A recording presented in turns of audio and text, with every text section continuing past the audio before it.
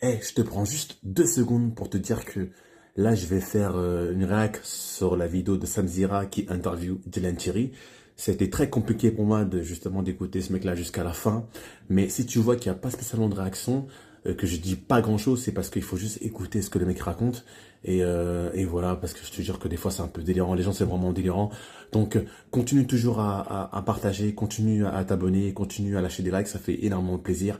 Et juste pour te prévenir, en gros, qu'il n'y aura pas énormément de réactions de ma part parce que ce qu'il dit, ça me dépasse. Bref, à tout de suite. Salut la team, j'espère que vous allez bien, c'est Laurel Mirbidon TV, tu es sur la meilleure chaîne, j'espère que tu as passé un bon moment, j'espère que tu passes un bon moment, j'espère que tu as passé un bon week-end, j'espère que tu passes un bon week-end, j'espère que tu as passé une bonne journée, j'espère que tu passes une bonne journée, et j'espère que tu passes une bonne semaine, j'espère que tu as passé une bonne semaine. Là, on est toujours sur la même chaîne, ta chaîne préférée, Laurel Mirbidon TV. Ça fait toujours plaisir parce que, encore une fois, je vais le répéter, je sais pas combien de fois, mais on est de plus en plus nombreux et ça fait plaisir. Encore des likes, franchement, merci à vous. Je vous embrasse, ok? Là, on va attaquer direct la vidéo. On va réagir à la vidéo de Samzira. Je pense que vous connaissez très bien Samzira et d'une personne qui s'appelle Dylan Thierry. Je vais pas faire le mec qui connaît pas cette personne parce que c'est faux. Je connais cette personne, mais pas personnellement, mais je connais cette personne à travers les réseaux, etc. et tout, et je t'avoue que je ne suis pas spécialement fan, mais je devais réagir à la vidéo qu'il a fait il n'y a pas très longtemps, et enfin, pas très longtemps, ouais, c'est quand même de 2-3 semaines, et parce qu'il le fallait, parce qu'on m'a demandé de le faire, et ça fait très plaisir. Je vois que vous commencez à me faire confiance, et c'est cool, ok? Donc là, on attaque directement la vidéo, en sachant que je ne vais pas spécialement rester très longtemps. Là, la vidéo, elle dure 47 minutes, mais tu imagines bien que c'est pas, voilà, je vais pas rester 47 minutes à écouter une personne comme ça, tu vois? On va juste prendre des éléments forts de ce qu'il a dit, et on va rebondir là-dessus, on va voir ma façon de voir, ma façon de penser, et parce qu'il y a plein de choses à dire.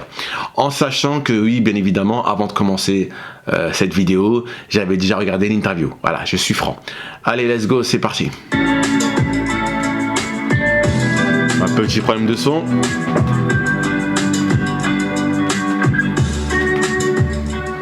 Dans la famille Thierry, je demande le père.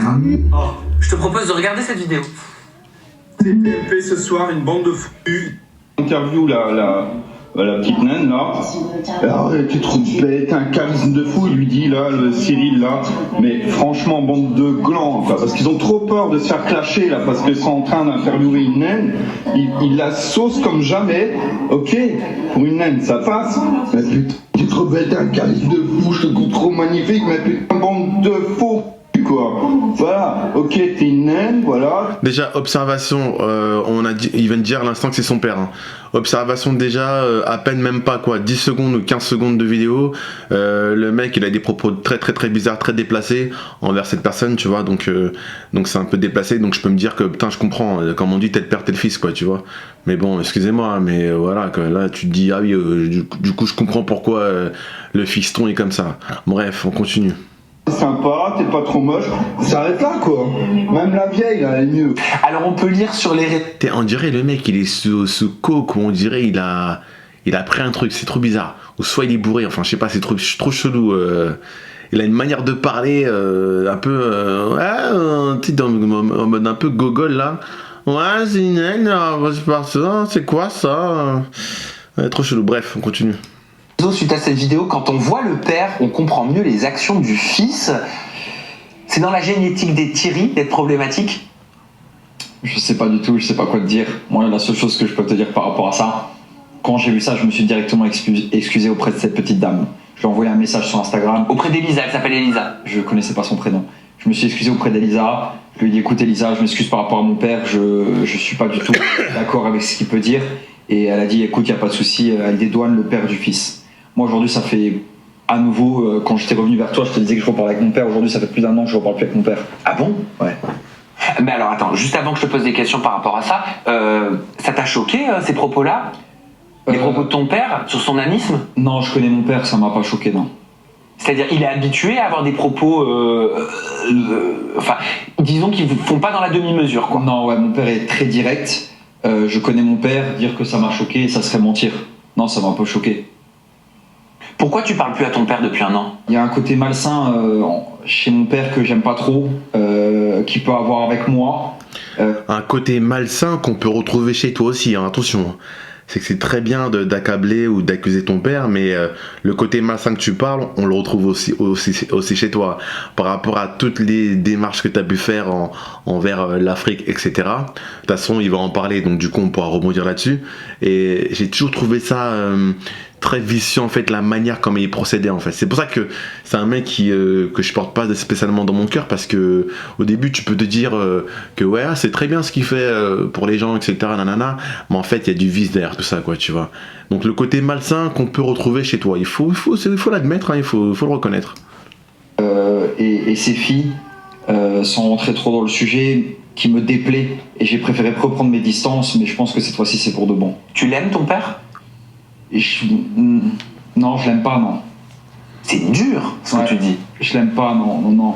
Je te le dis sincèrement parce que je suis quelqu'un de très honnête. S'il lui arrive quelque chose, je serais plus triste pour mes petites sœurs. Mais je l'ai aimé auparavant, mes sœurs en sont témoins, je lui donnais beaucoup d'amour, sans jamais rien avoir en retour, et j'ai décidé de stopper. Quand j'ai décidé de lui reparler, j'ai redécidé de lui donner de l'amitié.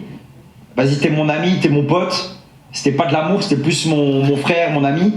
Mais de recommencer à chaque fois, c'est les trucs qu'il fait. J'ai décidé vraiment de prendre mes distances. Aujourd'hui, je veux juste qu'il se comporte bien avec mes petites sœurs, qu'il aime mes petites sœurs, qu'il donne l'amour qu'il doit donner à mes petites sœurs. Mais lui et moi, ça y est, c'est trop. T'as combien de petites sœurs? J'ai 3 petites sœurs. Vous êtes combien de frères et sœurs en tout? Moi, j'ai 3 petits frères du côté de ma mère et j'ai 3 petites sœurs du côté de mon père. Ah oui, quand même. Mon père, il a fait 4 enfants avec 4 femmes différentes. Ok. Et est-ce que c'est vrai te concernant, Dylan, qu'à l'âge de 1 an, ton papa t'a abandonné? Ouais, il est parti, ouais. Il m'a laissé avec ma mère et ça a été très difficile pour ma mère et moi à cette époque-là. Donc je dois beaucoup à ma mère par rapport à ça. Et pendant combien de temps tu l'avais pas vu, ton père, à partir de cet abandon à l'âge d'1 an? Je le voyais, je l'ai revu vers 6-7 ans. Voici comment créer de... Encore les plus balcons,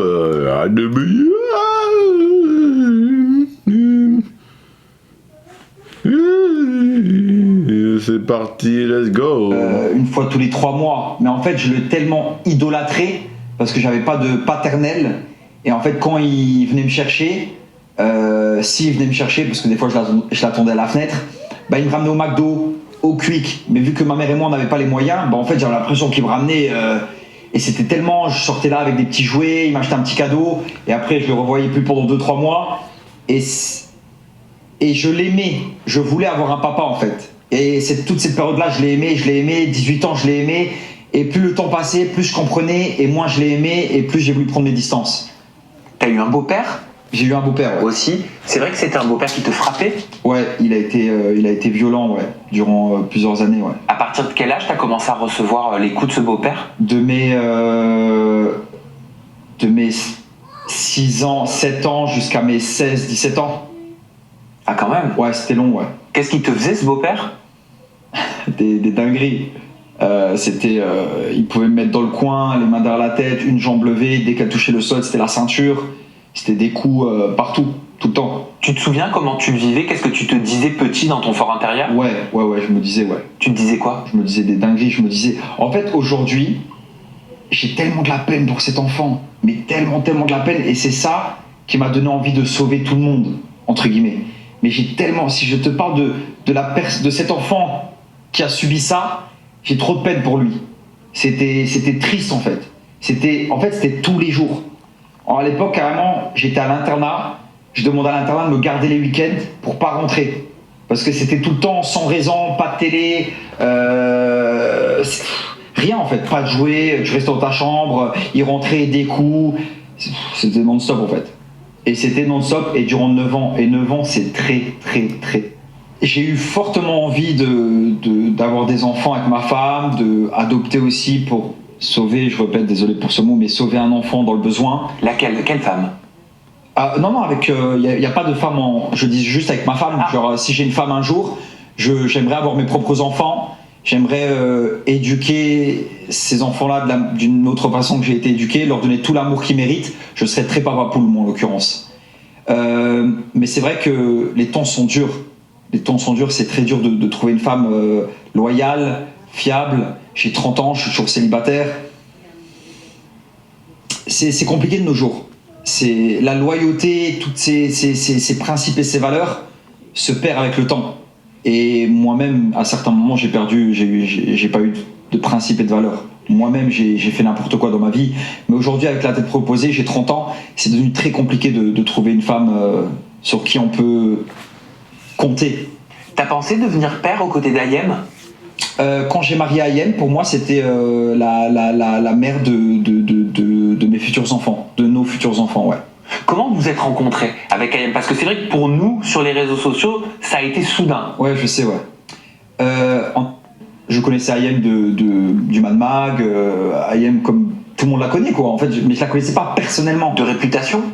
De réputation, mais sans trop chercher non plus. C'est-à-dire que pour moi, quand je parle avec Ayem au téléphone, je parle avec une femme de 35 ans, qui est mère de famille, qui est algérienne, qui je me dis est musulmane d'après ses dires, et je parle avec une femme intelligente, qui sait s'exprimer, qui m'a l'air totalement normale, et d'être une femme bien en plus.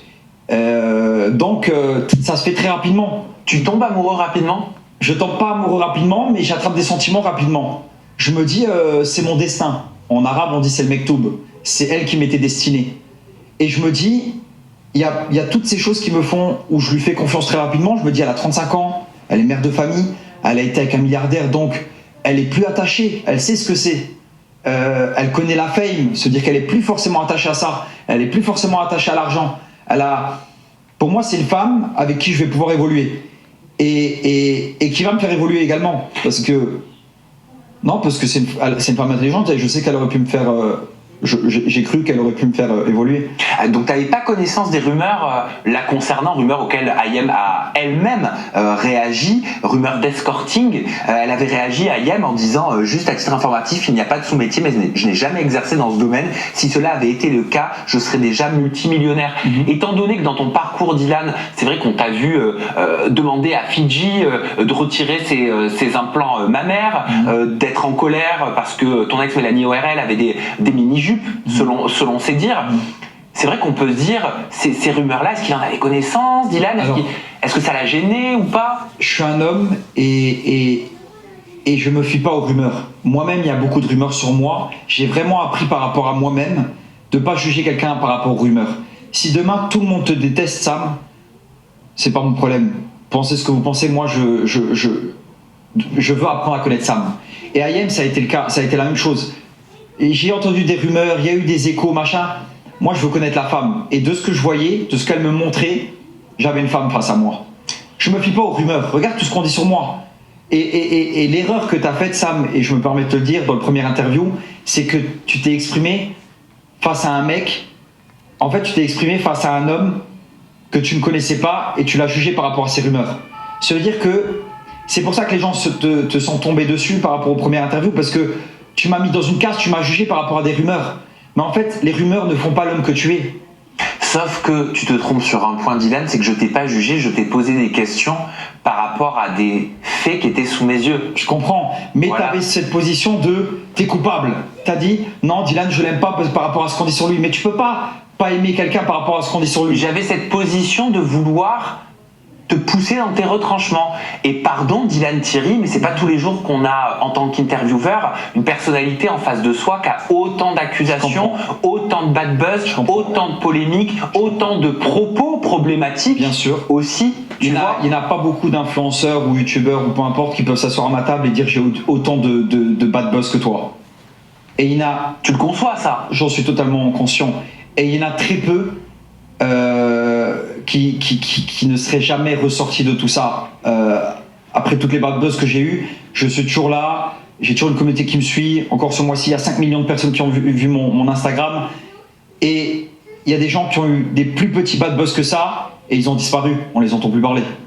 Après, moi je vais te dire une chose, comment je travaille, je m'en fous qu'on me tombe dessus. Je sais. Avant, pendant, après l'interview. Moi, je sais comment j'ai travaillé cette interview. Je sais, ouais. Et Dieu sait si j'avais travaillé sur cette interview, tu m'avais donné beaucoup de boulot, Dylan. Je sais, ouais. Parce que, crois-moi, que recevoir Dylan Thierry, si on veut vraiment creuser et pousser ces questions, bah, tu demandes beaucoup de travail. Donc, ce travail, je l'avais fait. Et je l'ai fait comme je le ressentais, avec l'humain que je suis. Et peu importe si je suis critiqué ou pointé du doigt, même après cette autre interview, je le fais comme je le ressens, je ne suis pas une intelligence artificielle. Bien, ouais. C'est ça qui est intéressant avec Samzira et que j'aime beaucoup, que j'apprécie beaucoup, c'est que quand il fait du bon boulot, je trouve. Il pose des très bonnes questions et surtout, même si on a l'impression justement qu'il accable les gens, ou il a déjà une posture, il a déjà ses idées, et que non, moi je pense que c'est plus le côté justement comme il vient de dire, le côté humain et le côté surtout entier. En fait, il peut pas faire semblant, ça veut dire il te pose des questions, etc. Mais s'il a des faits sur toi, il peut pas te mentir, il peut pas par rapport à ses réponses, bah forcément si tu réponds bizarrement, un peu comme là tout à l'heure, bah il va pas chercher des pincettes ou te caresser dans le sens du poil, tu vois. Il va rebondir sur ce que tu viens de dire, parce que pour lui il estime que c'est pas spécialement correct, et même le comportement que t'as eu, ou les mots que t'as eu, ou les propos que t'as eu, bah pour lui ça lui permet justement de te faire une interview, mais en même temps de comprendre aussi ce que tu es et ce que t'as voulu faire, ce que t'as voulu dire. Et si toi tes réponses elles sont pas spécialement bonnes, bah forcément que Samzira, bah du coup il va pas acquiescer ce que tu dis, tu vois. S'il peut se permettre de dire sa façon de voir et te dire que ouais, là sur le coup t'as un peu déconné, tu vois, même s'il est pas juge, je trouve que c'est bien de le dire, tu vois. Et je pense qu'on a besoin justement de personnes comme lui, et on n'est pas là pour, enfin, les journalistes souvent ils sont là juste pour poser des questions, il n'y a pas de problème. Tu peux poser des questions, il n'y a pas de souci, mais c'est bien aussi d'avoir des positions, tu vois. En gros, comme Samzira, ok, je te pose la question, mais par contre, si je peux me permettre de te dire que le comportement que tu as eu, c'est pas spécialement cool, c'est pas spécialement bien, je vais le dire, tu vois. Et c'est pas un jugement, c'est plutôt une remarque, en fait, une remarque, et peut-être ce sera bénéfique pour toi, tout simplement. Et c'est pour ça que j'aime beaucoup ce intervieweur, ou je sais pas comment on peut appeler ça, mais Samzira, pour le coup, il fait du bon boulot, et là je trouve qu'il a eu une très bonne réponse, et ça fait très plaisir. Et tu ne l'es pas non plus. Et moi je vais te remercier parce que dans cette interview-là, malgré tout, tu m'as permis de m'exprimer. Déjà, quand tu sens déjà que le mec il est faux par rapport à son sourire, c'est un sourire très très très très vicieux, tu vois. La manière comment il se comporte, la manière comment il se tient, comment il sourit, comment tu vois que c'est faux. Faut pas avoir le bac plus 10 pour savoir que le mec il est faux, tu vois, il est vicieux, quoi. Ça m'a, entre guillemets, hein, même si c'est pas un truc c'est toujours, on préfère toujours être apprécié, mais ça m'a un petit peu redoré. J'ai pu dire mes vérités, j'ai pu dire mes versions, et surtout en termes de montage, t'as pas cut, c'est vraiment, t'as laissé tout l'interview, et pour ça je te remercie. Poursuivons justement sur le sujet Ayem Nour, parce que je te disais, on a été tous surpris sur les réseaux sociaux, on ne savait pas comment vous étiez rencontrés. On avait l'impression que tout était allé très vite, mais au final tout est allé très vite parce que vous vous êtes mariés, si je me trompe pas, au bout de 7 jours. Il y a 7 vidéos qui a beaucoup tourné sur les réseaux sociaux, celle de votre mariage. Sais-tu que 90% des gens... J'en ai marre des pubs là, c'est bon là, tes pubs de... Ah, je vais te taper, tu vas voir.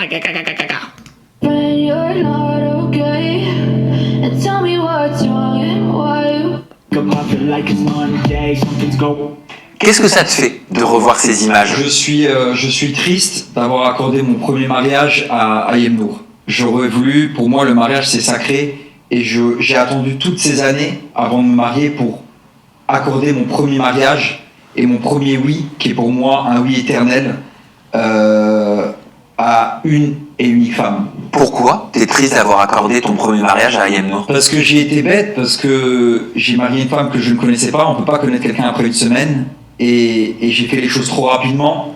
Je voulais tellement faire les choses bien, et j'ai tellement cru que c'était mon âme sœur, et que on était sur la même longueur d'onde, que tout a été très vite, et c'est de ma faute. C'est de ma faute parce que je suis un homme, et que Ayem, elle s'en foutait, elle, de se marier ou pas de se marier. Elle, on aurait pu se fréquenter ou autre, mais je voulais tellement pas aller à l'encontre de ma religion, faire les choses bien avec ma femme, avoir la baraka d'Allah, c'est comme ça qu'on dit, c'est avoir les bonnes choses de Dieu, entre guillemets, ce mariage. Est-ce qu'il fallait se marier pour pouvoir avoir des relations charnelles ? Exactement. C'est aussi, je voulais pas forniquer avec Ayem sans me marier avant. C'est-à-dire que... D'où le mariage au bout de 7 jours. Fourniquer.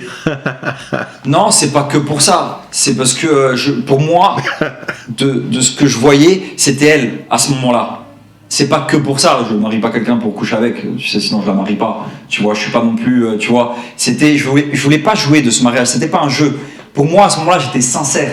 Et pourquoi le montrer sur les réseaux sociaux? Pourquoi pas le garder privé? Mais on l'a gardé privé après le mariage, parce que ça, c'est sorti beaucoup plus tard, notre mariage. Après le mariage, Ayem, en islam, il faut demander une dot. Et Ayem m'a demandé 1 euro symbolique. Et vu que j'appréciais pas forcément qu'elle me demande que 1 euro, j'ai voulu l'emmener à la Mecque et nettoyer nos péchés. La Mecque, c'est une terre spirituelle en Arabie Saoudite. Et ça te permet de repartir sur une feuille blanche. Et je voulais faire ça avec ma femme. C'était vraiment, je repars avec ma femme, je sais qu'Ayem, elle a un passé, j'en ai un aussi, je suis pas plus blanc qu'elle. Viens, on va se nettoyer, on recommence à zéro. Mais en fait, ouais. Ouais, quoi? Bah, j'étais tout seul dans mon délire. C'est-à-dire? Ayem, elle était pas dans ça, en fait. Elle était pas forcément dans Mais c'est quoi ça? Bah, pour elle, elle avait pas besoin d'aller à la Mecque, elle voulait pas forcément... Elle me le disait pas, hein, c'est ce que j'ai compris, en fait. Pour elle, elle était pas obligée de se marier. Mais alors pourquoi se marier? Parce que j'ai cru qu'en fait, elle était comme moi. Mais est-ce que t'as cru qu'elle était comme toi parce que t'as voulu croire qu'elle Non. était comme toi ou parce qu'elle t'a fait croire qu'elle était comme toi? Parce qu'elle m'a montré des choses. Elle est arrivée chez moi avec son fils. Moi, j'avais un mahram. Elle me disait, moi, je mange pas à la table avec d'autres hommes. Elle est arrivée à la maison avec des livres coraniques. C'est-à-dire qu'elle avait 5-6 livres de Coran, de l'islam. Elle me disait, moi, par contre, Dylan, si on va à table, je m'assois pas avec d'autres hommes. Je parle pas à d'autres hommes. Je me suis dit, waouh. C'est incroyable. Elle a tous les codes, en fait, de la musulmane que je recherche. Et en fait... C'était quoi? C'était du mensonge? Bah, t'as déjà vu, enfin, là, je veux pas dénigrer ma femme, enfin, j'ai pas envie de dénigrer mon ex-femme parce que ça se fait pas de cracher dans la soupe. Mais je vais montrer ce qu'elle montre. Aujourd'hui, elle est à table avec d'autres hommes, elle fréquente d'autres hommes avec qui elle est pas mariée. En fait, il y avait pas besoin de faire tout ça. J'avais pas besoin de faire tout ça, en fait. Mais alors quel était l'intérêt de faire ça avec toi? Pour elle? Je sais pas. Je sais pas. Peut-être elle s'est dit, je peux l'avoir que comme ça, ou elle a regardé mon profil, elle s'est adaptée à quelque chose, en fait. Je sais pas, en fait, je suis pas dans sa tête. T'as l'impression d'avoir été berné? Ouais, j'ai été berné tout seul. J'ai été clairement, ouais. J'ai été bête, ouais. Et c'est après le pèlerinage à la Mecque que tu décides de divorcer? Non, c'est pendant le pèlerinage à la Mecque. Trop de signes, mais trop... J'ai pas envie de rentrer dans des détails parce que ça va la mettre vraiment dans une situation très très mal. Ça va choquer tout le monde pour le coup, donc je vais m'abstenir. Mais ouais, à la Mecque, j'ai compris que non, ça allait pas, quoi. Vous vous disputiez? Ouais, bien sûr, ouais. Mais sur des sujets de la vie de tous les jours, sur des sujets religieux? Ah non. En fait, il faut pas du tout croire que je suis... et d'ailleurs, vu le début de l'interview, il faut pas croire que je suis le musulman, se dire que je suis vraiment dans le minimum de l'islam. Hein. Je fais mes 5 prières par jour, je fais le ramadan, je mange pas de porc, je bois pas d'alcool. On est vraiment sur les trucs qui sont obligatoires, qui sont pas un truc de fou en termes de musulmans. Mais en fait, vu qu'elle a un certain mal-être, elle avait besoin de certaines choses qu'elle n'avait pas à la Mecque, et du coup, ça crée des attitudes très bizarres. Du confort? Peut-être. Du luxe? Du confort. Non, pas du... Ouais, elle avait besoin de quelque chose à la Mecque qu'elle retrouvait pas, parce que c'est une terre sainte, et du coup, il y avait un autre caractère. Et j'essaie de pas trop la... Ah non, mais ça arrive dans beaucoup de couples, c'est-à-dire que qui se marient souvent très vite. T'as découvert une facette de sa personnalité, des attitudes peut-être que tu n'avais pas vues avant. Exactement. Et que j'avais aussi pu apercevoir à Dubaï, mais que j'avais décidé de l'aider à ce moment-là. Je me suis dit, Dieu a mis cette femme sur ma route, c'est peut-être pour l'aider et qu'elle m'aide aussi, hein, bien évidemment, parce que je suis pas parfait, et qu'on aille tous les deux vers le haut. Mais en fait, je me suis rendu compte que j'étais dans mon délire tout seul. En fait, vraiment, pour le coup, elle m'a fait croire quelque chose qu'elle n'était pas du tout. Et c'est combien de temps? Bref, malheureusement, elle sera pas là pour se défendre, elle est pas là pour se défendre, donc du coup, on ne va pas non plus te croire par rapport à tes dires, hein. Encore une fois, c'est ton côté vicieux ressort à travers tes sourires, donc j'aimerais bien savoir ce qu'elle en pense, Ayem, etc. Enfin bref. On stoppe là parce que je vous invite à aller voir justement l'interview. de Samzira avec Dylan Thierry, et en même temps de voir ce que vous en pensez. En tout cas, moi, ce que j'en pense, c'est que ce mec-là, il est très très fourbe, très très vicieux. Il a des propos très très déplacés. De toute façon, quand tu vois le père, tu comprends que bon, on dit que bon, voilà, les gens peuvent être différents, etc. Mais des fois, les gens ils peuvent se ressembler, quoi. Et là, du coup, ouais, tu ressembles vraiment pour le coup à ton père. Quand tu dis à un moment, oui, ça m'étonne pas qu'il soit comme ça, bah oui, bah moi ça m'étonne pas à mon tour que toi tu sois comme ça, du coup, tu vois. Quand tu vois juste le père, tu comprends que voilà, le père il a des propos très très déplacés, très bruts, très très très chelou d'ailleurs. Et toi c'est pareil. C'est pareil, en fait, t'as juste un mec un opportuniste, hein, voilà, qui essaie de berner les gens, qui, je pense, qui a dû arnaquer beaucoup de personnes, et ça se voit à travers tes sourires, ça se voit à travers tes propos, ça se voit à travers plein de choses. Donc moi, si je suis, même là, ça me, je dirais pas dégoûte, mais ça me, parce que je le fais parce que les gens m'ont demandé, tu vois, mais ça me fait chier de faire une vidéo sur toi, parce qu'en fait j'ai pas besoin de te donner l'heure, j'ai pas besoin de, je un peu rien à foutre de ta vie, et puis voilà, et on me demande d'être objectif, là pour le coup ouais je peux être objectif, mais quand il y a un truc qui va pas, bah les mecs, je suis carré, je suis franc, quoi, tu vois. Et ce mec là, non, c'est pas un mec qu'on doit donner de l'heure, et surtout pas Samzira. Bon, bien évidemment il fait son métier, donc du coup il lui pose des questions par rapport à ça, mais j'espère que c'est bon. T'as fait peut-être 2 ou 3 interviews sur lui, et au bout d'un moment faut arrêter, quoi, tu vois. Il faut plus s'intéresser à des gens comme ça, c'est fini, tu vois. Le mec il a carotte plein de personnes, c'est bon. Là Agnès, il faut arrêter direct, d'accord. Donc voilà, bref. Je te souhaite, je te fais des gros bisous, on va dire, et puis laisse un petit commentaire si jamais tu veux rebondir sur ce que j'ai dit. Abonne-toi, continue, et je vais faire des réacts de personnes un peu plus intéressantes par la suite, j'espère, ou du moins des gens, voilà, avec qui on aura des choses à dire, etc. Lui, pour le coup, c'est bon, il n'y a plus rien à dire en fait, hein. J'ai dit tout ce qu'il fallait, et puis voilà. Allez, on se dit à très vite, et merci d'être encore sur ma chaîne, ça fait très plaisir. Continue à me suivre, et bientôt, t'inquiète pas, bientôt les vlogs vont arriver, d'accord? Donc reste connecté. Je te fais des gros bisous, à plus, ciao.